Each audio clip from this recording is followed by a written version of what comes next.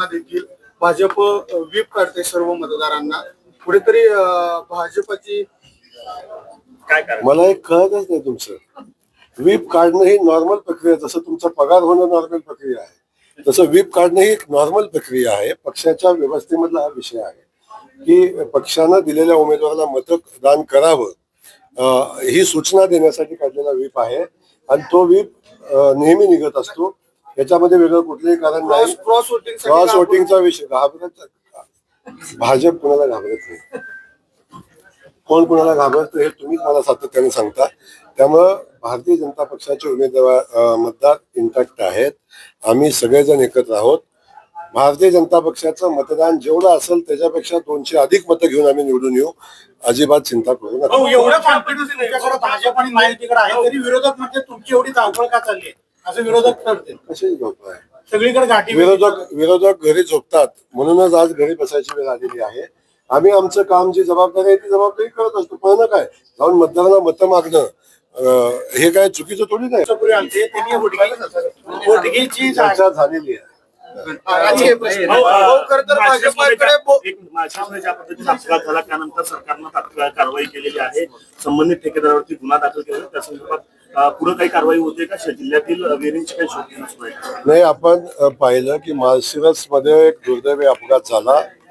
या अपघात होण्याचं कारण आपल्या सगळ्यांना माहिती आहे की जरी चालकाचं गाडीवरचं नियंत्रण सुटलं असलं तरी सुद्धा त्या ठिकाणी असणारी विहीर, त्या रोडचं काम असताना त्याला संरक्षक कठडा किंवा संरक्षक भिंत असणं आवश्यक होतं.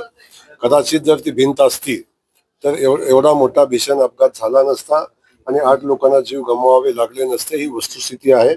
त्या अनुषंगानं त्या कॉन्ट्रॅक्टरला आतापर्यंत अनेक नोटिसा, अनेक कारवाईच्या सगळ्या गोष्टी केलेल्या होत्या आणि त्या अपघात झाल्याच्या अगोदर बी अनेक अपघात झाले होते. त्याच्यावर सदोष मनुष्यवधाचा गुन्हा दाखल करण्याच्या सूचना दिलेल्या आहेत. कुठल्याही परिस्थितीमध्ये त्या कॉन्ट्रॅक्टरला सोडलं जाणार नाही. जे लोक त्या दुर्घटनेशी संबंधित असतील, जे जबाबदार असतील त्यांना सोडलं जाणार नाही. असे आदेश या निमित्तानं आपण दिलेले आहेत. ज्या ठिकाणी अशा रोडच्या बाजूला असणाऱ्या विहिरी आहेत त्या विहिरी आयडेंटिफाय करण्याच्या सूचना दिलेल्या आहेत आणि त्या सगळ्या विहिरीला संरक्षण कठडे आपल्याला करावे लागतील. काही विहिरी आपल्याला बुजवाव्या लागतील. त्या पद्धतीची कारवाई तातडीनं भविष्यात करण्यात येईल. मात्र प्रशासन जे आहे NHAI म्हणते आम्हाला त्याची कल्पना नाही. स्टेट हायवे म्हणते की त्याला आम्हाला कल्पना नाही. म्हणजे जागेचे वाद याच्या सगळ्या ज्याला कल्पना नाही त्यांना कल्पना दिली जाईल. ज्यांना या संदर्भातली माहिती नाही त्याला माहिती दिली जाईल आणि जे कुणाचं काम आहे ते तुमचं काम आहे हेही लक्षात आणून दिलं जाईल. त्यामुळं संबंधित कुठल्याही व्यवस्थेला जबाबदारी झटकता येणार नाही.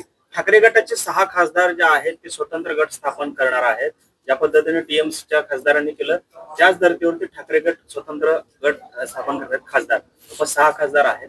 काय एकंदरीत नवीन गटाला माझ्या शुभेच्छा आहेत पण मला त्या संदर्भातली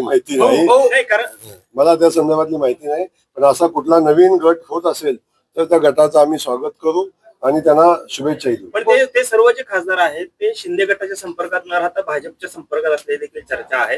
कुठेतरी आगामी बिलाच्या अनुषंगाने म्हणजे जे डिनोटिफिकेशनचं बिल पडलं ते कुठेतरी पुन्हा एकदा आणण्यासाठीची ही सगळी रचना आहे का? आता मी खूप छोटा कार्यकर्ता आहे, जिल्हा लेवलचा आहे. राष्ट्रीय पातळीवर काय घडामोडी राजकीय चालतात याची मला कल्पना नाही. परंतु एक मी सांगेन की ज्या विरोधकांनी नारी बंधन विधेयकाला विरोध केला, आमच्या या देशातल्या महिला भगिनींचा अवमान केला, त्यांना त्याचं उत्तर मिळेल. आणि मोदीजींनी संकल्प केलेला आहे की नारी बंधन विधेयक कुठल्याही परिस्थितीत मंजूर करण्याचा संकल्प मोदीजींनी केलेला आहे. त्यामुळं जे घटक नारी बंधन बिल मंजूर होणे यासाठी प्रयत्न करत होते त्या पक्षामध्ये प्रचंड मोठा असंतोष आहे हे आपण सगळेजण पाहताय. त्यामुळे भविष्यामध्ये ते बिल मंजूर होईल आणि या महिला भगिनींना न्याय मिळेल.